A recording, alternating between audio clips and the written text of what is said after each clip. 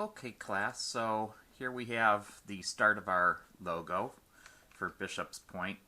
I think in the book they call it Captain Jack Sailing or something, but I want to call this the fictitious Bishop's Point, and you'll see why when we put it all into a brochure, okay?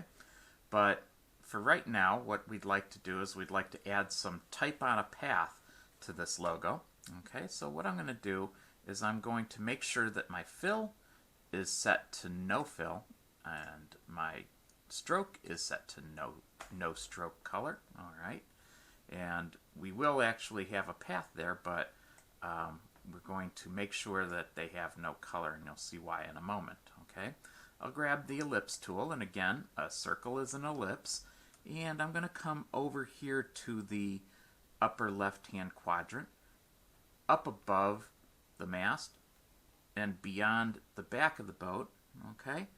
And I'm going to hold down the shift key and I'm going to click and drag to the lower right hand side, okay?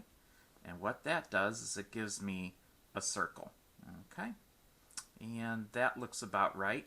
You can see there's the center mark on the circle. It's an X, all right? I'm going to make sure that that's in the middle of the mast because I think that's going to end up looking best.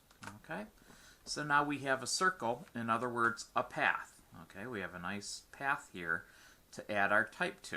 Okay, I'll deselect that by grabbing the selection tool and clicking in the gray area or the white area where there isn't anything. Okay, I see that I lost it. Okay, and I can find it again by drawing a marquee out here like this. I can also click around where I think it is, but because it has no color and no stroke, no fill, I may have a hard time finding it. Okay, so right now I have my path, okay, and I want to go to the type tool and I want to choose type on a path tool. Okay, I'm going to do that, and I can see that I get this kind of curved line along with what looks like a type cursor. Okay, I'm going to click about here on our path, and now it's going to give us the ability to type on this curve. Okay, for purposes of being kind of like what's in the book, let's go ahead and let's choose Bookman Old Style. Let's make that 72 point. All right, and we've got a color of black, so that's just fine. Okay, let's type in Bishop Point. Okay, now that's not too bad in terms of its size and so forth, but there is something here that's not very nice, and that is the spacing between the letters. Okay, so what I'm going to do is I'm going to start here over by the T. All right, you can also start over here by the B if you're more comfortable selecting that way, but I'm going to start over here holding down the mouse button, and I'm going to select that text. Okay, I'm going to come here to where it says character, and I'm going to change the the spacing on that, if you will. Okay, and you'll see that this is kind of a combination of changing the size and the spacing together. Usually doing things with type is a little bit more of an art than a science. Okay, so that makes that a little bit tighter, so it's going to look a little bit better. And now let's bring up the point size so that it swings all the way around nice and evenly. Okay, in fact, I might want to go like that. All right, bring it down just a little bit. Yeah, I think up a little, and then bring the tightness between the letters, okay, also known as the kerning, okay, a little better. Okay, so that we have a nice tight look. Okay, and I'll click a couple times. I can see that I have my logo, but I also see that this P is touching the top of the mast, and that's not something that I want. So I'm going to just kind of click on the letters. Okay, that selects the type, and I'm going to just use my arrows to nudge it up just a little bit. Okay, so that we don't have the P touching. All right, and another thing that I might want to do is change the color of that type. Right now it's black. I think that a logo with 4 different colors, yellow, brown, green, red, and then adding black to it is just way too much, okay? So what I'm going to do is I'm going to change my fill over here, and let's go with the red, for example, okay? And again, I'll grab my type tool, okay? I'll select my type, and now I'm going to select red, okay? And that looks a little better, okay? But let's see what happens if I select the whole thing, okay? I say Control A, and now I have all of my type, okay? And I make it kind of a navy blue, all right? I see I didn't get that center mask. It's not a big deal. It is filled, but it has to have a stroke that's also that navy blue color, so that's all right.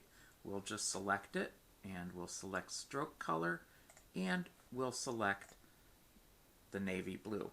Okay, so now I have a pretty good logo. It looks, not bad. It's definitely better than it was. Okay, and again, I'm going to select everything, and this time I think what I'm going to do is I'm going to stylize it with a drop shadow, just to give it a little bit of something extra, okay? And that'll take just a moment to process, okay? And now we've got a logo that looks pretty nice. I'm happy with it, and so I'm going to choose to save it, okay, both as the sailing file, okay? Perhaps what I'd like to do is call it Sailing Final, okay? And that's an Adobe Illustrator file. And also, I'd like to save it as an EPS file.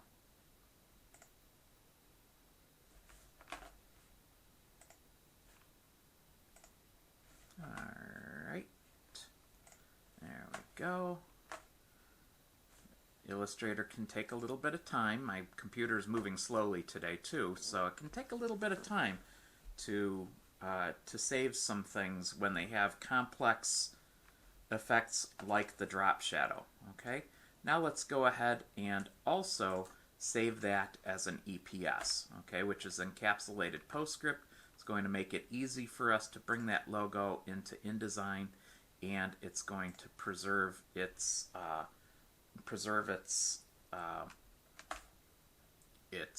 crispness and when we size it in a brochure. Okay, so there we go. We have our EPS options. Everything looks just fine. We can embed the fonts, which is a good thing to do. Okay, we'll say okay to that. And now it's going to create an EPS file. Okay.